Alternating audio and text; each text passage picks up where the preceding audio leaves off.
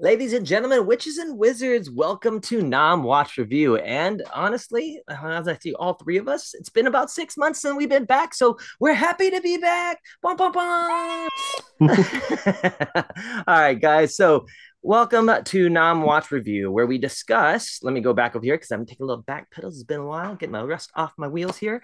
Welcome to Nom Watch Review, part of Nom Talk Network. On this show, we review the latest film drop or throwback, celebrating a milestone while eating and drinking our favorite movie snacks and drinks. I am your host, Alejandro Cowie, and right now I'm enjoying some shameless plug. Dr. Pepper, and not that it has any really relation to what we're about to talk about, but got some lasagna, mozzarella cheese sticks, some garlic bread. I'm about to have a full-on three-course meal with you guys, so forgive me if I'm nice. Going. So hopefully I won't destroy anybody's ASMR dreams if that's the case. But guys, today we are talking about Batman and the Mask of Phantasm. I am joined today by two excellent guests today. I'd like to introduce Gene. Say hello, Gene, my friend. And what are you having with us today? Hey, how's it going? Good to be back. Yeah, congrats on being back too. It's been a crazy couple months. But I am drinking hot cocoa in this Elf coffee cup. So that's cool. It's very holiday themed. Festive. Right on, right on. And Rob, please introduce yourself. Excuse me as my cat just ate part of my food. Producer Rob coming to you live from Santa's Village, packing up presents for everybody.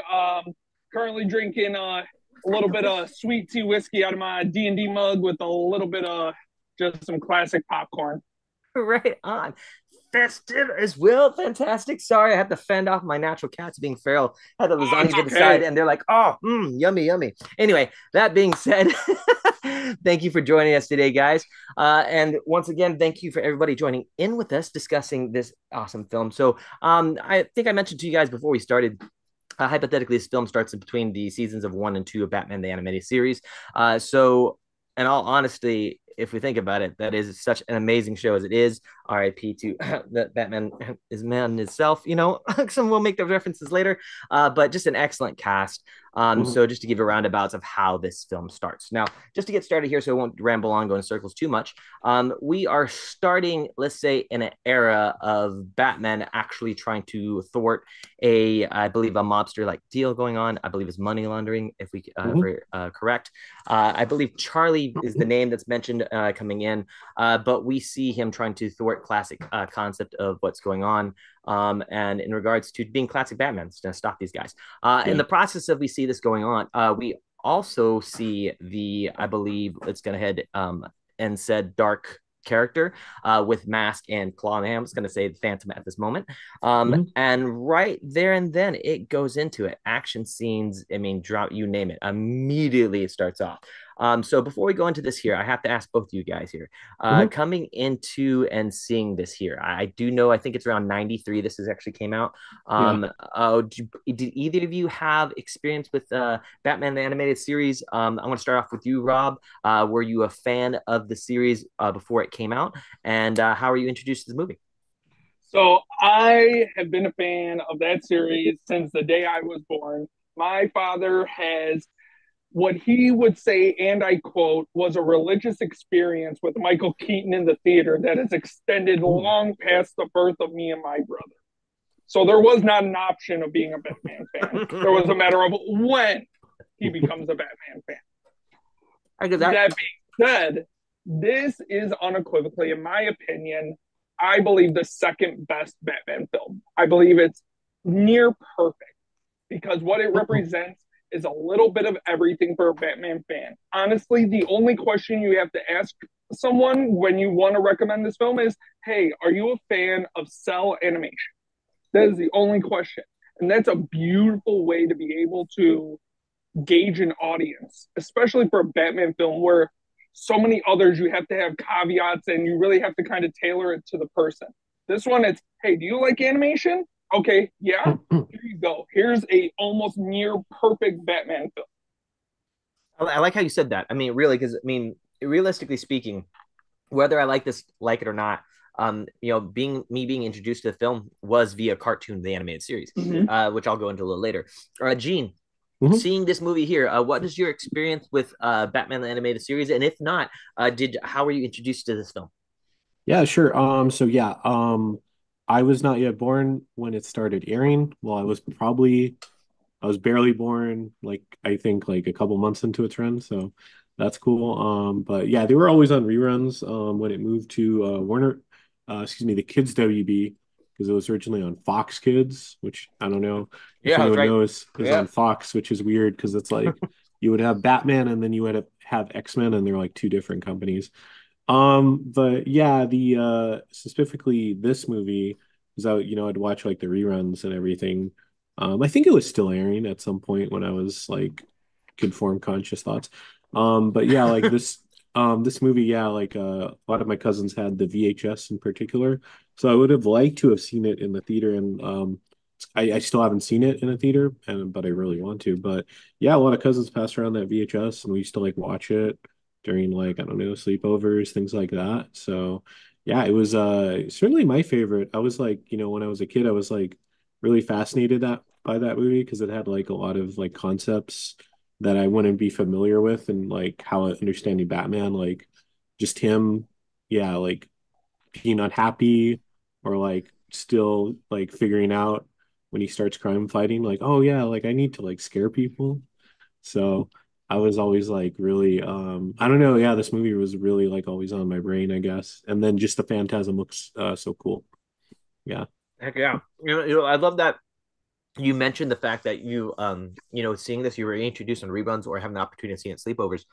Hmm. Because realistically speaking, I was born in '86, so when this actually came out, I Yeah. was about like 7 or 8, and I had only a small opportunity to actually watch it on Fox when it came out Hmm. because I was not about waking up at 5 in the morning. That was not my thing. But No. I remember one time I woke up 5 in the morning, had a bowl of cereal, and Gargoyles and Batman the Nice. Animated Series came on, and I was like, "This is fantastic." So that was like one of the only reasons why I woke up for a while.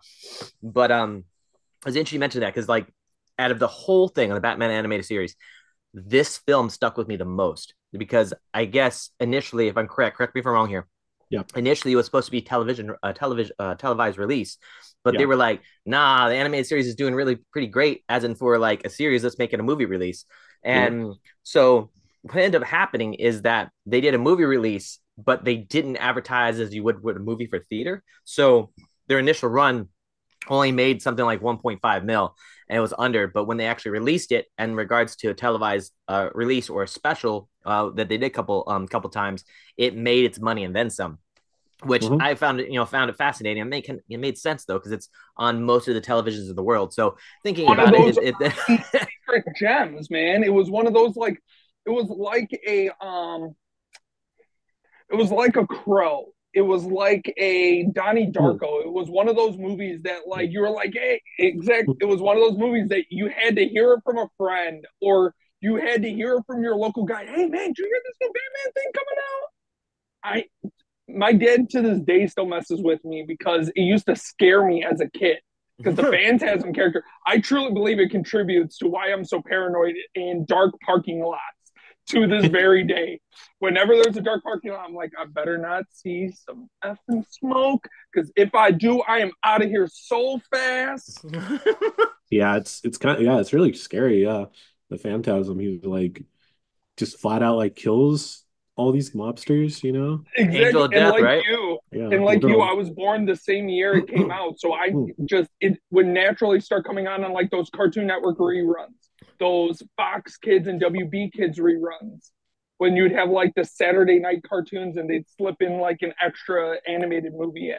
Yeah, no, exactly. I mean, and honestly, I love that you both said that right now because considering the fact with those late night reruns, especially Gargoyles with the Batman animated series, not to digress too much, but both touched bloody or real world subjects. And Yes. a lot of the times they were like, oh, no, under 12, don't let them watch and kind of deal. And it was like late night releases, almost kind of like our version of Adult Swim and Cartoon Network in a sense. Oh And yeah. and this movie, and just to cover at this point, right? So we get this introduction, right? We know what's going on. We see the first mobster being attacked, introduced, and then we see that mobster die. And at that time, we see that Batman is technically framed for it on his goons that mentioned this whole thing. Fast forward again.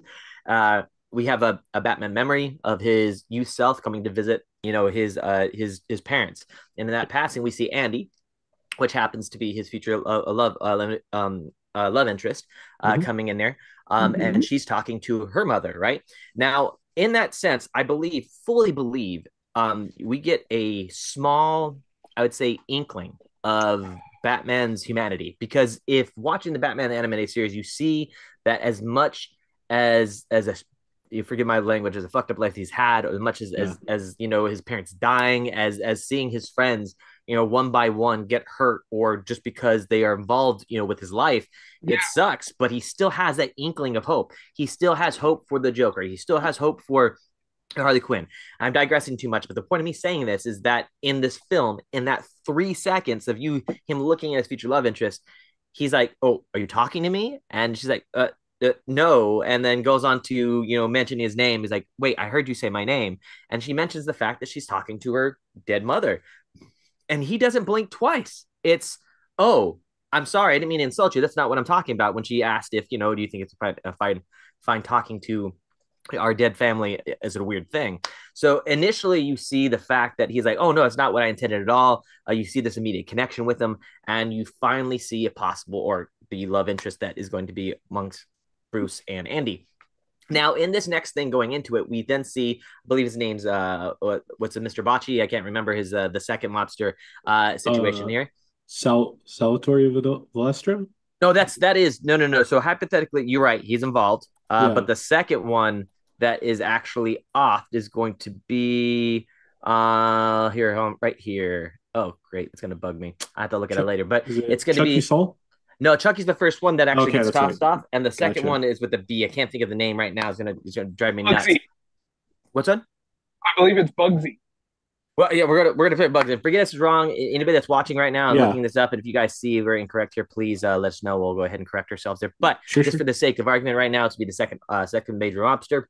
Uh, he then is visited by the Phantom again. Right now, being this fact, the Phantom starts calling herself, or calling themselves, a angel of death. Right, Hmm. and at this point, being angel of death, he realizes that this person's not messing around. Immediately, as you mentioned, Gene does not give a shit. Just I love that. throws him floating around. We know at this point this Phantom has like this mystical format that's almost similar to Batman, and just looks like is Yeah. indestructible, and is going to be the graveyard scene. Tosses dude in the graveyard, just woof, pushes the thing. It could be like a 2 ton, stone or statue on him, and kills him flat, right? And Hmm. then runs away. His goons think that is Batman again. Now, at this point, forget the rambling here, guys. We see Batman's humanity, Yep. and we see a possible, we see a love interest coming in here. Rob, actually, let me start with Gene right now. I started your last one. Yes. Rob, Yeah, yeah. Gene, coming into this situation here now, we Yep. see the introduction, we see a lot of action, and all of a sudden we leave with humanity. How are we think about the pace of the film here? I mean, is it a decent amount? Is it a decent pace of the film? And how are we feeling about Batman? Has anything been revealed that that is really standoutish?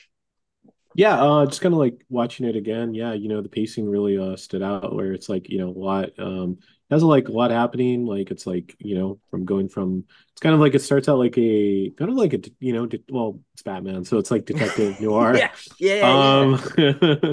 But it's like it's more so than like, I don't know, more mature than you see like in the usual animated series. Like, well, I think it got like PG, right? Is the Mm-hmm. rating? Yep. It's PG, so they could get away with a little bit more.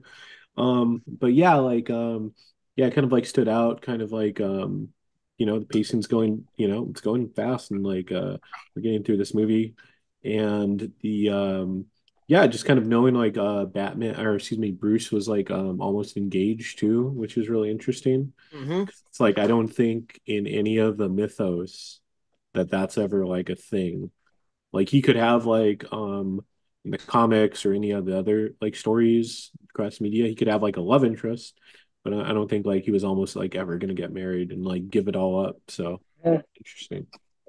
Dude, excellent point. The fact that you mentioned, like, I had no idea who was going to be married to as well. I mean, as much as a nerd as I think I am, that just blew my mind watching this again. Yes. Rob, before we go into this, I'm going to go ahead and do a couple of things here. First of all, I messed up in my nervousness and I forgot our popcorn rating. So, real quick here, Oh, yeah. Gene. Out of 5 popcorn buckets, where would Batman and the Mask of the Phantasm stand for you out of 5 popcorn buckets? I'd go with 5. If I couldn't do 6, I'd do Hell 6. yeah. Excellent. I So love this 5, movie and if so you go higher, much. 6. I like that. I like that. Rob, how about yourself, my friend?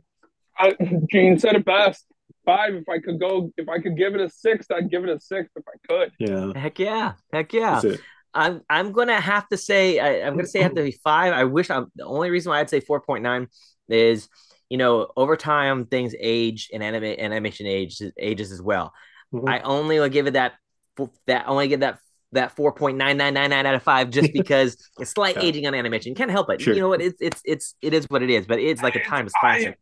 I'll admit I'm just a big old Bruce Timm and Paul Dini fan. It just goes back. I love their film noir, heavy black, just thick line, bold expression style. There's something about it that just it brings back that youngster me. It makes me want to go out and find like a cactus cooler and a bag of Munchos and just sit in front of the TV waiting for WB Kids to come on. There you go. I like that. Said. I like that. Also, while we're talking about this, Q Ball is with us today.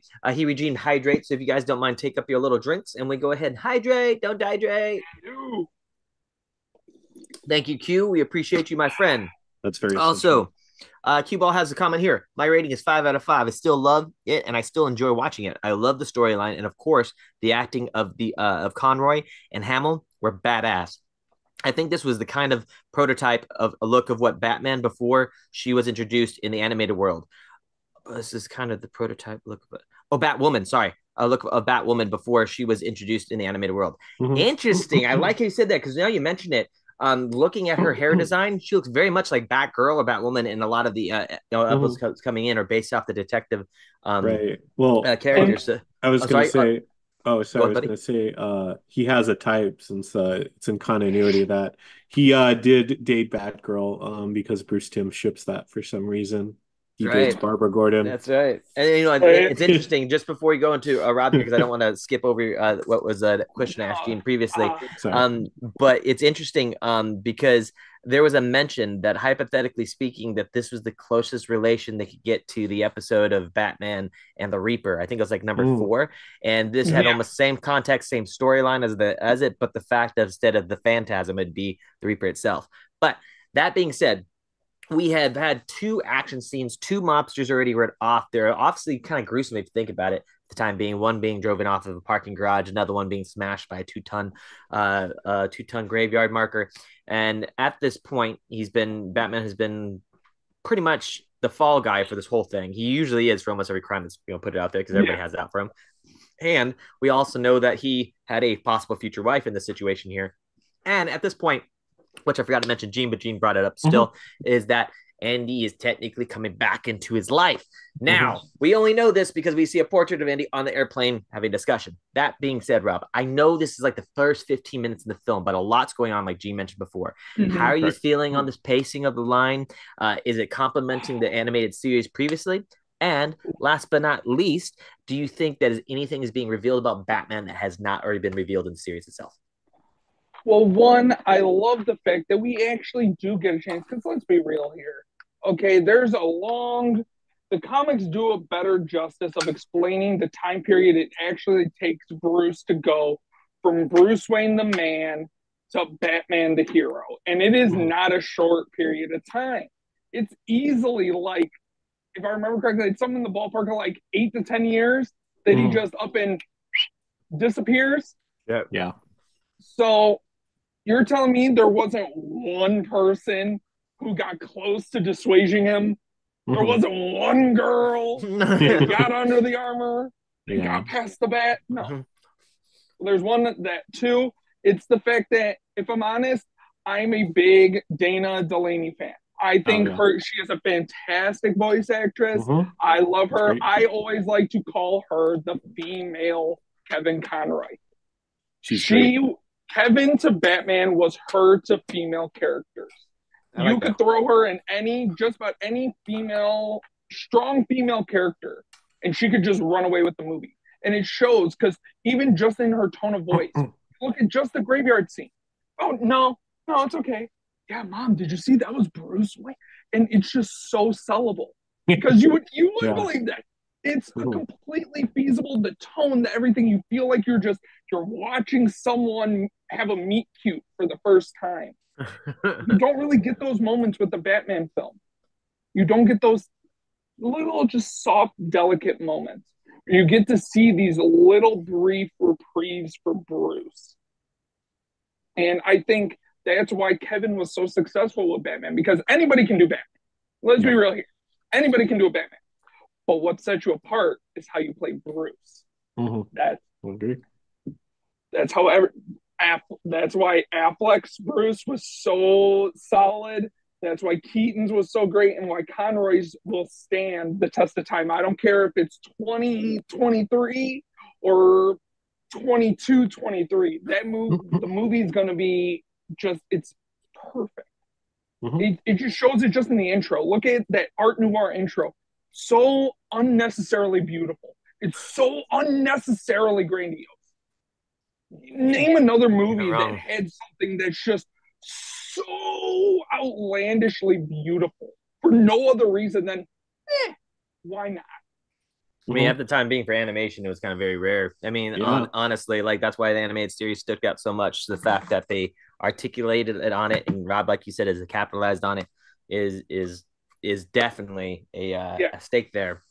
I think the whole beginning really relies on Dana Delaney. If they don't get her in there, kind of bantering, I think it would start to taper off. But she really kind of carries this and keeps it really going. Yeah, because her and Kevin finally has an equal. He finally has someone he can go toe to toe with, and it shows. Look at just they're quipping back and forth. He doesn't have to explain the pain of the loss of parents. She gets it. She doesn't have already there, right? Because he's a smart guy. She's a smart girl. They kind of understand that about each other. That's an interesting moment for Bruce. No, definitely. Now, here's the thing on this point. So we have this here.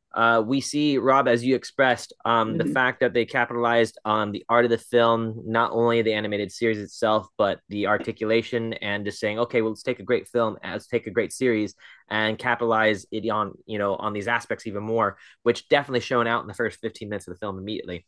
I felt like I was continuing watching the series. And then Gene mentioned before, you have these, these reveals with the fact that he has a love interest. They had somebody almost getting to him coming in, being these, heavy points. Now, we then discover about his past, further coming into Batman discovering the fact that he and her immediately fell in love.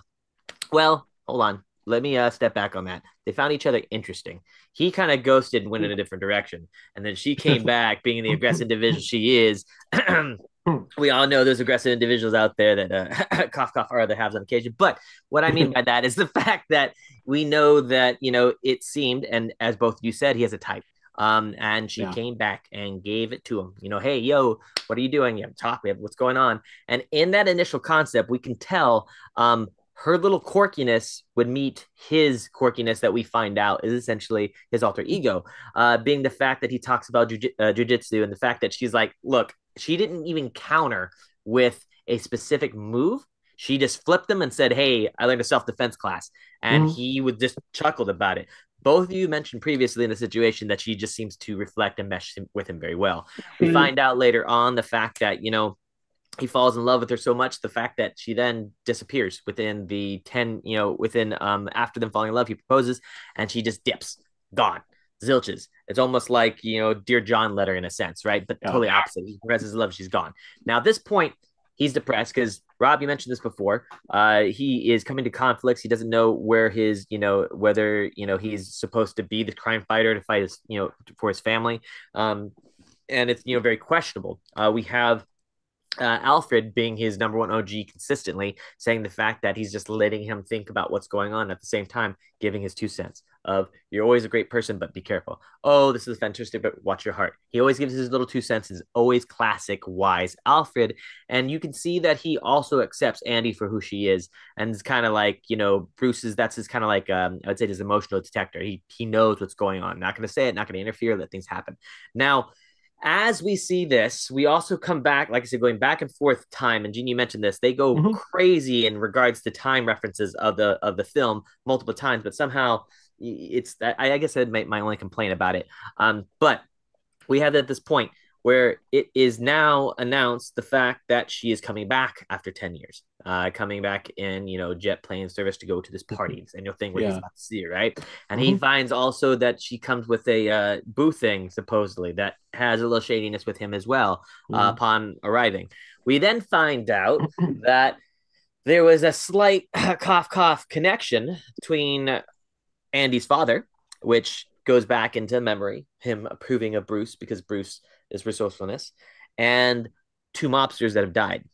So now we're a little like, what's going on? We have a little mystery investigating over here. We realize that obviously Batman knows that somebody's trying to frame him, and hey, this is kind of being shady right now. All right, that was a long explanation. So that being said, I'm going to start with you, Rob. You mentioned classic noir comics. How are we feeling with the vibe of classic noir? Is it following the storyline? Is it respecting the actual series itself? Is it keeping us on track right now? How we at right now? It's such well tempoed. It's like a well-oiled machine. It's like a Formula One car. Everything is there with a purpose, a fitment, and a reason.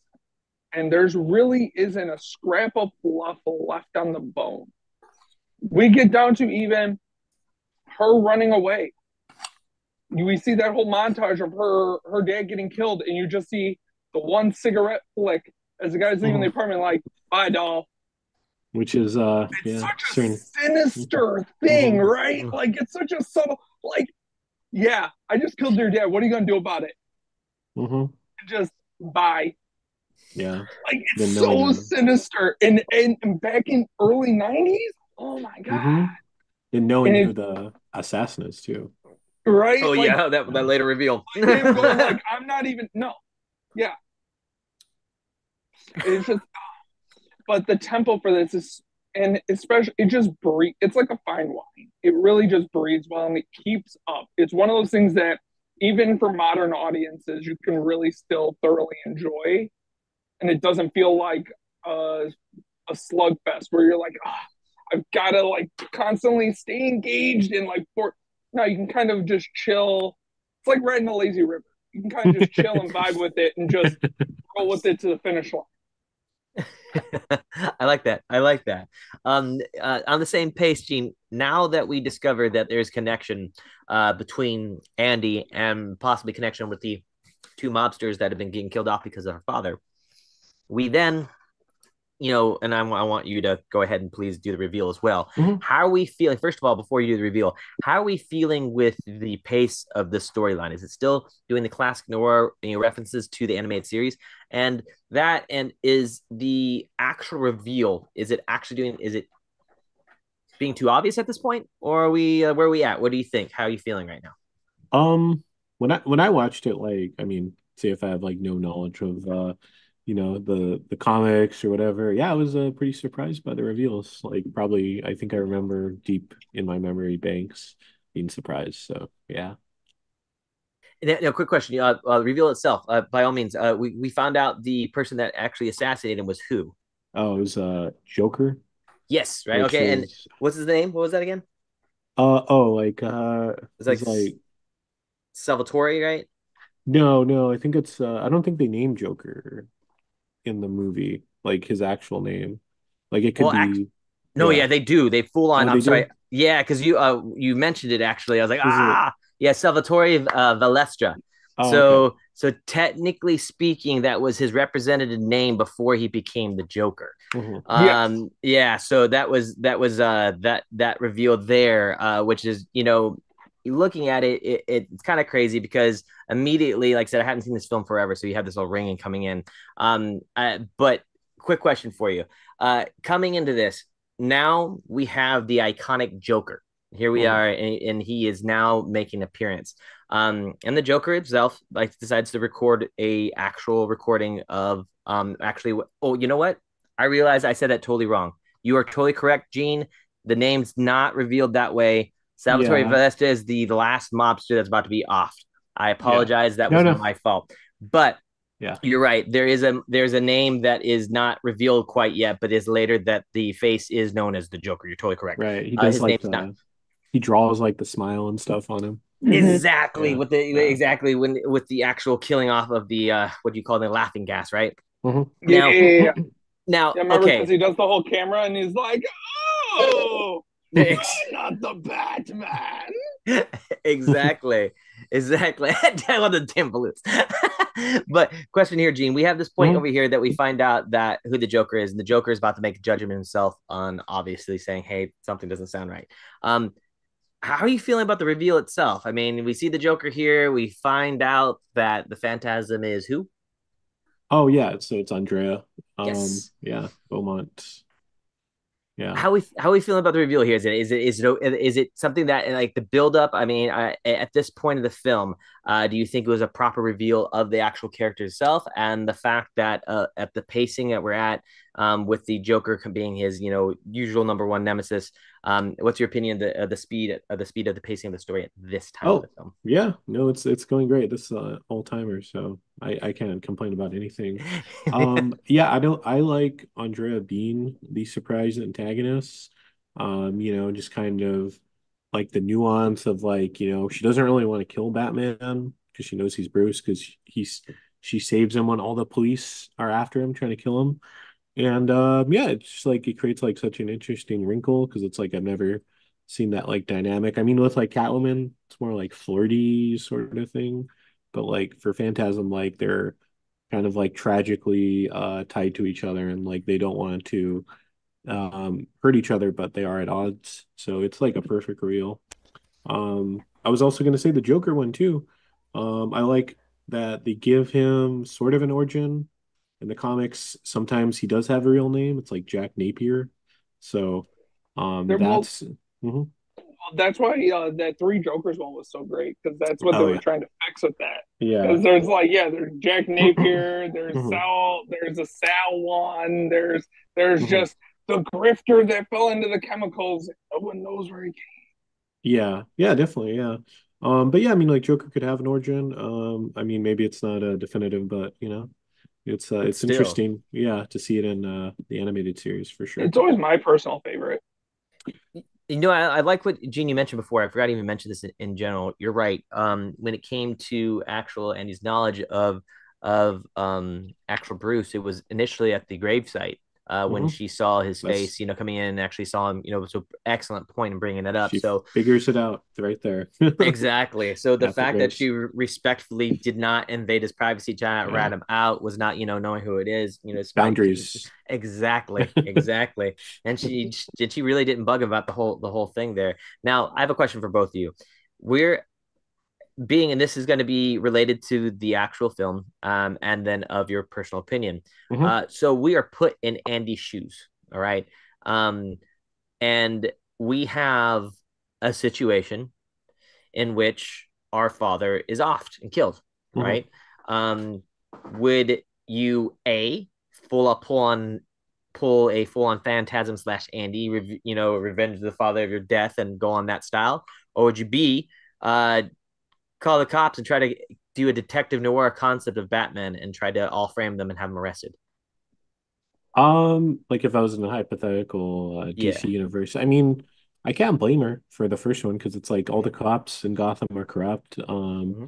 It's like only Bruce has the resources. So I mean, to like be Batman. So yeah, like I would probably go with A. Like, it makes sense. And like She's no not, judgment zone. It was just out of yeah, curiosity. I was she's gonna not, say, she's not wrong. not admitting any future guilt to law enforcement, but Yeah. just so happened you wouldn't see me shedding any tears. Hmm. All right, Rob, same for you, my friend. So, in a situation here, Sam, would you revenge or would you play Detective Noir Oh, and have the law do it? revenge, revenge. Oh, Yeah. come on now, come on now. I am a child of the '80s action film. That is what of the American '80s action film. That is what we do best. Is revenge. Okay, okay. So, yeah, I John Wick it. Yeah, not gonna happen. Family gets. I mean, I'm already protective over minor stuff, so Right? I can It's only like imagine that's if my family is soft involved. underbelly. No, yeah, yeah. And here's the thing. I understand we all have a pushing point. I'm not saying we're all John Wicks, but you know what I mean. Oh yeah, Yeah. With exactly. family, I think the term Yeah. is also, and I understand that it's like you hear the term like daddy muscles compared to regular muscles, right? They have children, they seem to be more fun. I think it kind of extends to family in general. Also, if you really care about them, that kicks in. So it makes sense. All right, so all three of us in agreement. Revenge. All Yeah. right, so Yes, we all we have alibis now. Wonderful. now here's the thing. We see at this point what's going on. We see the fact that Andy actually does pretty well duking out with the Joker. Mm-hmm. I mean, She she's going, they go hand to hand. We she see that beats acid. the out of him. She beats it out Yeah, of him. Yeah. exactly. I mean, really impressive in Goes general. toe to toe with them, man. Mm-hmm. And only loses because of his tricks, And that's, Yeah. I mean, that's who he is. And the Mm-hmm. funny Yeah. thing is he was analyzing the whole time whether he should defend the Batman. In reality, he only did it because of him. Like, look, it's if I'm going to do it, I'm the one that's going to do it. Two, Mm-hmm. it's not even him. So we see the next 10 minutes of a epic battle between Joker, Andy, and Batman. And the funny thing is, though, um, I have to ask you guys before it comes to the third mobster's death. I want to start with Eugene. Mm-hmm. Did you get any indication at all the Joker was going to be involved with this movie? No, he comes out of nowhere in that second or third act. Mm-hmm. So it was like it's always just like a pleasant surprise when Joker's in there, and then also too like the way that they use him. It's not like super Joker centric, which is like Mhm. sometimes that you see. He has like a role in it. Excellent. And Rob, being the fan you are of the animated series, was that like a pleasant surprise of seeing the Joker? Because I mean, you got to like I said, Gene, it was just a sideswipe. None of like there was no freaking indication. I remember being a kid and I remember watching it for the first time. And I knew someone was coming. I'm like, oh, okay. And I was thinking Mobster. I'm like, okay, they're gonna pull a Clayface.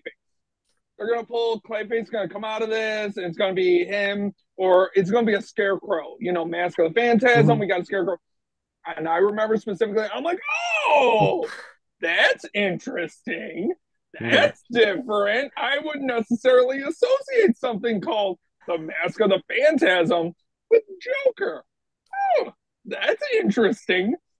I remember that even as a kid watching that, like, huh. Man. Here's the thing about this too as well. Being the fact that speaking of reveals, not to backpedal a little bit. I remember when seeing this, I was surprised as hell seeing that it was Andy, the one that she happened to be the Mm-hmm. phantasm, the phantom, but the phantasm. But the thing about it though is even now, knowing what I did and even seeing the development, yeah, I know it's Andy, but they still revealed it a proper way. There was still just the way that There's is great build. yeah, it just still hasn't like, oh, I knew, but oh my god, it was still, it was still there. Um, Going to the concept that we figure out that she is dead, and we see at the end of the film that she's looking off in the distance. Um, Forgive me if we know this already, but I ask you to, and if not, let's have the discussion here. Do we think, or if you fellow nerds out there, do we know if Annie makes another appearance? Does she come back at all Oh, in the future series at all? Do we know what's going to like? Because yeah. at the Yeah. at the film itself, we just see her staring off into the sunset, Yeah. and like they think she's dead. That's they plain and simple. So I have to ask. I'm gonna start off Eugene. Yeah. If you have knowledge of this, fantastic. If that's Yeah. okay, but what are we thinking here? Well, I love that ending. I'll say that. I love the fact that she's just like alone and the guy's like goes up to her and he's like, "Do you want company?" I don't like trying to hit on her and she's like, "No, I want to be alone. Like, get the hell away." And that's just like a perfect ending because it's like bookends, or excuse me, it's like cuts to like Batman also alone and I'm like, God damn, that's so good. But yeah, because I'm a nerd and I do have like random encyclopedic knowledge, but yeah, she comes back in an episode of the Justice League Unlimited in I think it's like a epilogue, which is supposed to be literally like an epilogue to Batman Oh, Beyond. I remember the one you're Yeah, talking. Yep, I remember yeah that one. Yep, I they compl- have Yep, they have Phantasm. yep. It was right She's in that wrap up section when they were getting ready to shut the whole series down and they were doing all the goodbyes and that. yeah, Yep, yeah, because she's yep. supposed Amanda Waller hires her to like kill Terry's parents or when he's a kid, and she can't do it because they're trying to like create their own Batman through like recreating the events of Bruce's parents being killed. And I Shit. yeah, and she does come back in a comic too, like one of the tie-in things where it's just I think they explain like how she survived. It's like a tie-in for like one It, of the it was a animated. it Mhm. was a tie-in comic that came with the VHS. Oh, okay. It came with the VHS, and then they re-released it as a mini comic Mm. in I want to say mid 2000s when they put it on DVD. The only reason I know that is because I have the full size as Mm. well as the mini comic. Jeez. Man. Uh, Now, question here for you, Rob. Talking about the term the Phantasm slash Andy slash badass, let's go ahead and say lethal noir chica. That being Yeah. said, do we see, given that she had the appearance, and Gene, forgive me if I'm wrong here, forgive me if I'm trying to make something too meta here. Mhm. Do we see her coming back at all in any possible context? Like coming in, let's say, in the next couple years of a film. I Oh, would love to. oh, like I to would love see, yeah, to see her as like a character, like in Mm-hmm. the Robert Pattinson Batman. Yeah, that'd be Yeah. cool. That'd be interesting. Yeah, because to. it's like we've used so many villains before. They kind of use the same Riddler, Two-Face, Joker. Not only that, Yeah. Matt Reeves is on record saying that he actively is trying to go for B and C tier heroes. That he Nice. feels Yeah. like he was like heroes he was already listing off the top of his head were like Mr. Freeze, Mm-hmm. Mad Hatter, Mm-hmm. Clayface. He was going into the weeds searching for people. Yeah. I think I would love to see Andrea Beaumont be recruited into something like Suicide Squad. Mm-hmm. Mm. I would love to see her be Holy brought crap. into some. See what I mean? Imagine She someone would be a like nice her. Harley Quinn replacement. Like, not don't Yeah. kill Harley Quinn, but have her be the female lead. Mm-hmm. Exactly. Imagine her working with Rick Flag. Mm-hmm. Those two smashing heads. Her just wanting righteous justice. Him just wanting to save people. And those two just colliding. Could you imagine? Could you imagine her and oh damn, what's John Cena's character's name? Oh, Peacemaker. Peacemaker. Could you imagine her and Yeah. Peacemaker Oh my coming god! Exactly. as a buddy Or like cop film? I would. I would love the next Batman movie with her being the villain. I would love to see all of a sudden we see Robert Pattinson. We get to see that lighter side of Pattinson. And it basically plays out like Mask of the Phantasm, the animated Mhm. series, but in real life. And you just have a real life Andrea Beaumont. I'm gonna say something blasphemous. Okay. Oh, Okay. oh okay. Okay. Sure, I'm sure. All ready. right. So hear me out. All right. All right. We're gonna bring Ben Affleck back as Batman, right? Mhm. And we're I'm gonna not have upset. Andre Beaumont as Jennifer Lopez. Oh, dear and God. just to bring the attention. Yeah, I'm gonna I Julie please too. the nerdy world, do not kill me. It's the universe that she could be. Dude, don't kill me. Don't crucify me. It was No, we only a need to joke. save Affleck. No, we need to save Affleck for Long Halloween because Oh, every there you comic go. book nerd Yeah. knows that we need to keep him alive and keep him healthy enough to do Long Halloween Part 1 and 2. Okay, we're all Oh my ready for it. god. We're all begging for it. We need to keep him alive for that one. Oh man. Oh man. All right. So coming into it, we're talking about love interest. We Mhm. actually have Andrea Beaumont here. Given the fact that she seems to be a prominent face and we don't see her very much. However, in my opinion, I see the same reactions from Bruce Wayne Mhm. that is in a longtime love interest, such as Catwoman, or many different versions of that. So, Gene, I want to start with you. Mhm. In your opinion, if it became to Phantasm, aka Andre Beaumont, or Yeah. Catwoman, and Yeah. if there is different versions of Catwoman that might be, by all means, please insert input. What do you think is a better emotional love interest for Bruce Wayne? As in Phantasm or Catwoman? Yeah.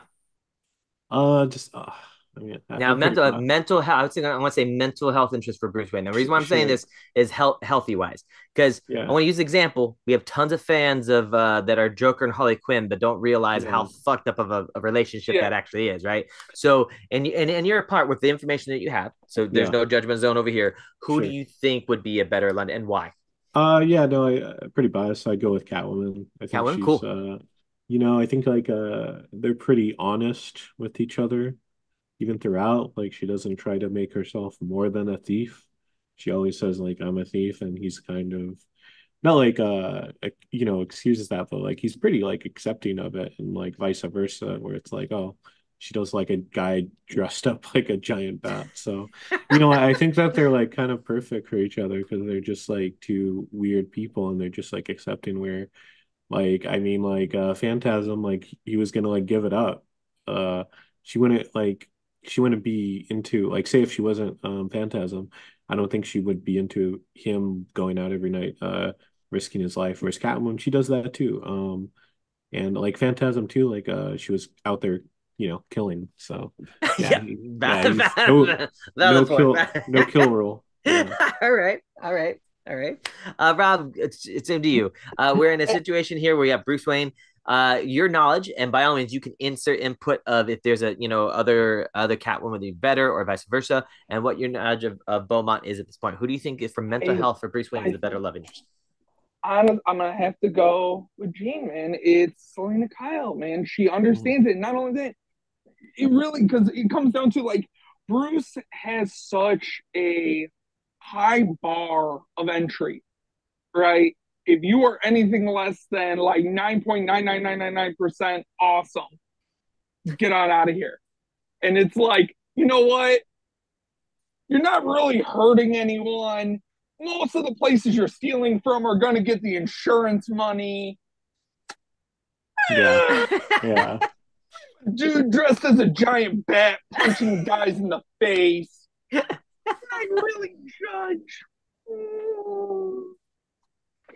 And That's okay. it's Okay. one of those she's and like Gene said, she's not trying to reach above her means. She's not trying to shoot up. She knows her role. She's like, nah, I'm not trying to rule the world. I'm not trying to take control of Gotham. I'm not trying to have the world's greatest criminal organization. No, I'm a thief. I steal stuff. Come in, I steal some jewels. I go home, I pet my cats. That's it. And I think there's something that, like Gene said, there's something that Bruce respects about that. She's honest. She's upfront. Here's what I am. Here's my cards. You like it? Awesome. I'll have you around. I love to banter with you. You don't? There's the door. That's interesting. Funny thing for both of you, funny thing is, I was coming into this question going to be a full-on Andrea Beaumont supporter. I was going to get. I was going to conversation about going in, and she's in a change your life way. Both of you convinced me. I too truly think that Catwoman, honestly, and if Catwoman, all the other universes is the same, and in her own sense Yeah. of being accepting and upfront, then fuck yeah, all the Catwoman all day on that aspect of it, And like and mainly your because of question stated, for Batman, it keeps him in check because now he's not being around someone who's trying to do more to further access. Nah, they're a thief. What am I? I just stop crime. I ain't here to kill anybody. I ain't here to do more. So stop crime. I like that. I like that a lot. Now coming Sorry, into this here. No, no, no, that's fantastic. Fantastic. Now, one last question before we go on to a few other things and before we wrap up here. Considering the fact that Batman, the animated series, you know what? I'm going to have to do two questions here. Batman, the animated series was so fantastic, but we know that in the direction of one of the most iconic voice actors passing away, it's really hard to even mention a different name in that I would say in that category. Do you think that there could be either a continuation of not the actual animated series, but like a respectful nod in the universe and having a, because we have Batman Beyond, right? That Batman Beyond is fantastic for what it is, right? In its era. But do you think that we could somehow do a nod or respect in the same universe as Batman the animated series?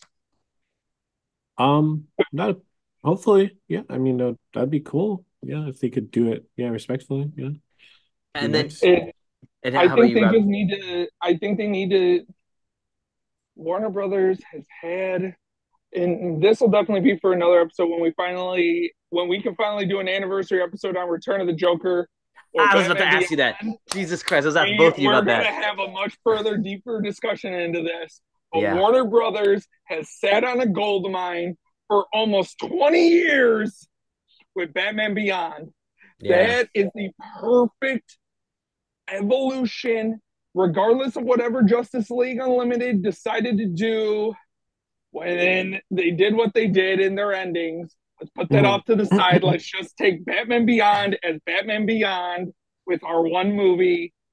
It's the perfect evolution. And Will Friedle could not be a more wonderful human being. If you're talking about the legacy of Kevin Conroy, the man who embodied an entire multi-generations mental voice of Batman, because I'll be honest, to this day, I cannot read a Batman book or comic without hearing his voice in my head.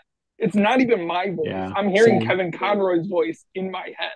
Now, quick question for you, Rob. As we're talking about this here, one cue ball, the man, the myth, the legend, redeemed "You're So Punny" and selected you. So my question is, can you give us a pun? It doesn't have to be like if it's Batman, then awesome. But if not, it's all good. Can you give us a pun before you continue the rest of your statement?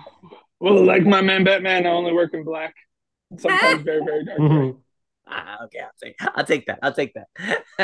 Thank you, Q. Hopefully that satisfies you. But no, it's Will Friedle is a fantastic human being. He's a fantastic Terry.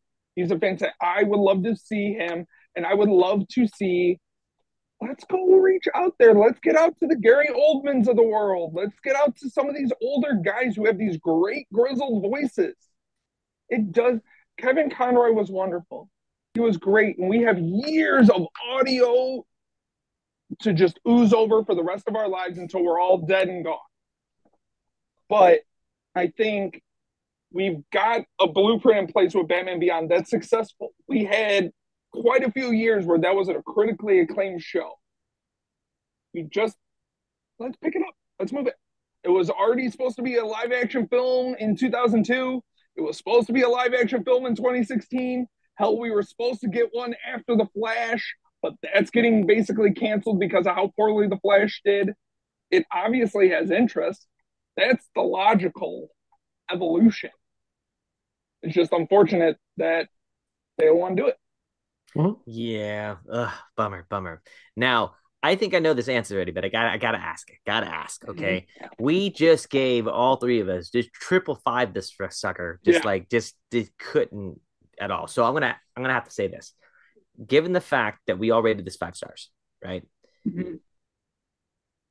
Do you think, and Gene, I want to start off with you. Yeah. Do you think A, it should be remastered, or B, could anything else improve this other than remastering? And if not, that's A-okay. No, I don't think anything could improve it. It's just I love it how it is. Classic. Yeah. Perfect. Excellent. Nothing wrong with that. Rob, once again, same thing. Hey, it should be a remastered. I would love to see a live action, and I would love to see a remaster because most of the remasters I've seen, especially for some of these earlier cell animated ones, they're gorgeous. And Paul, again, I'll admit it. I'm a giant Bruce and Paul fan. I cried when I met Bruce for the first time. I legitimately tear up and started shaking when I got to meet him. Their art stands the test of time because you can't help but pause a frame and just look at it like a Monet, just looking at every line going, oh my God, because of just how beautifully structured it is. And I can see that. It's kind of crazy because that's half the reason why myself as a kid got sucked into the actual film itself. Is just the animation was actually so separate itself, and then the storyline followed. Just put the story aside, just the image. That first 90-second intro has no reason to be that beautiful for a children's movie. Because let's be real here, this is a children's movie. That intro is way too beautiful to be for a children's movie, but yet you could just, oh my God. You feel like you're on a helicopter just exploring downtown Gotham. I see that. I can see that. All right, guys. So we're coming to the end of this here, but I definitely want to go ahead and share a few things and see where we can actually find you guys. Gene, when it comes to social media, my friend, where can we reach you? Yeah, you can find me on Twitter and Instagram, however long Twitter is around for, at G9892. And then I have a podcast called the Waffle Press Podcast, which you find on pretty much everywhere. It's on YouTube and Spotify and iTunes. So check it out. Fantastic. Excellent. Rob, where can we find you on all of the social medias, my friend? You can find me on the Instagrams at producer_Rob. You can find all my musings about town, what I'm cooking, what my dog is doing to annoy me this week, all sorts of shenanigans. Excellent. Fantastic. You have an adorable dog, by the way. So that's all the time we have to talk about today on Batman, The Mask of the Phantasm, 1993, celebrating its 30th year anniversary. Thank you guys for all tuning in. Please be sure to join our Discord, keep the conversation going, as well as subscribing to all platforms at Nom Talk Network. Tune into our next show, which is going to be Doctor Who, The Giggles, talk about The Giggles on Wednesday. And until then, once again, I'm your host, Alejandro Cowie. Gene, Rob, thank you for joining us. Love, peace, chicken grease. Have a wonderful day. Woo!